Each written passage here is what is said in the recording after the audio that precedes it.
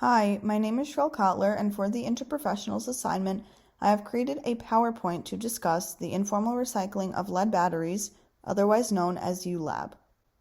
To begin this presentation, I will be discussing the informal recycling of lead batteries, how it's done, what happens, and why it is so prevalent in low and middle income countries. To begin, the individuals take an axe to the battery, chop it, and then rip open the top of the battery. The battery acid will then be dumped out on the floor, the plates will be removed and remelted down in an open furnace.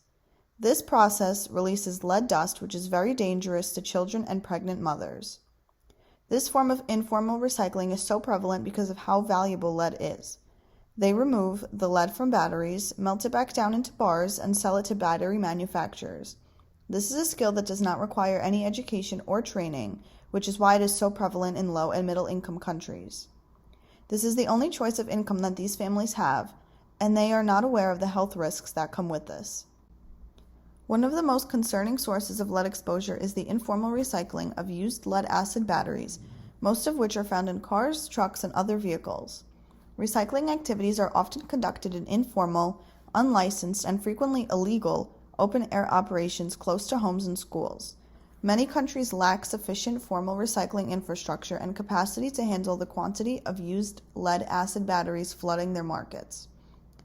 As a result, as much as half of the used lead-acid batteries end up in the informal economy, where unregulated and often illegal recycling operations break open battery cases, spilling acid and lead dust onto the ground, and smelling lead in open-air furnaces that spew toxic fumes and dust that contaminate surrounding neighborhoods.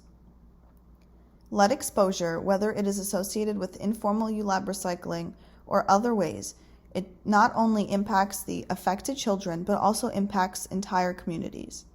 The impact of lead depends on the extent and duration of the exposure. High-dose acute exposures can cause gastrointestinal disturbances such as anorexia, nausea, vomiting, and abdominal pain.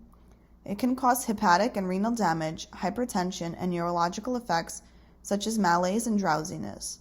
At very high levels of exposure, lead can cause life-threatening convulsions, seizures, blindness, mental retardation, and even death.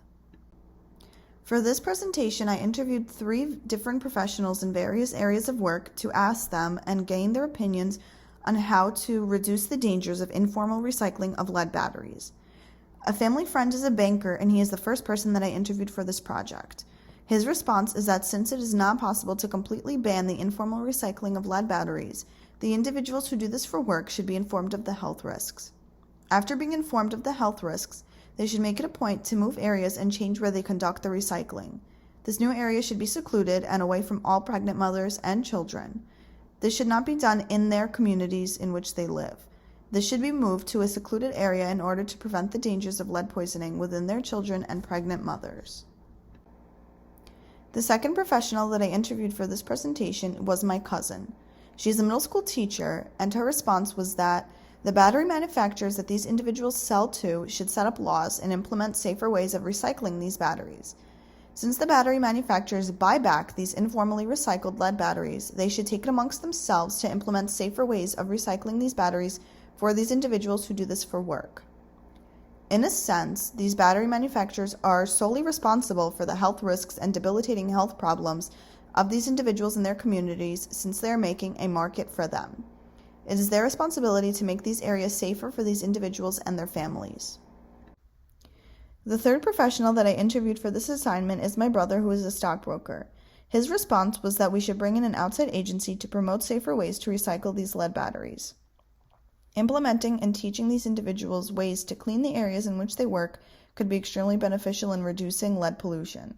These outside agencies can teach the individuals how to properly protect themselves by providing protection to their families and their communities from lead pollution. There's a ton of pollution and unsafe environments that these communities are living in, so teaching them how to properly clean these environments would be beneficial. For the assessment of the opinion of the first professional that I interviewed, I do believe that they had a good idea in theory. Unfortunately, most individuals who do work on informal recycling of lead batteries do not have elsewhere to go. They work and live in low and middle income countries, so it is really not practical for them to get up and move elsewhere solely for work. This would take a lot of time and effort to be able to implement the relocation, but I do believe that it is very important to educate these individuals on the health risks. For the assessment of the second professional that I interviewed, I do believe that they had a good idea, but it would be very difficult to implement. For the battery manufacturers to step in and create a safer environment for these individuals who work on lead batteries, they would have to be a very big push on these companies.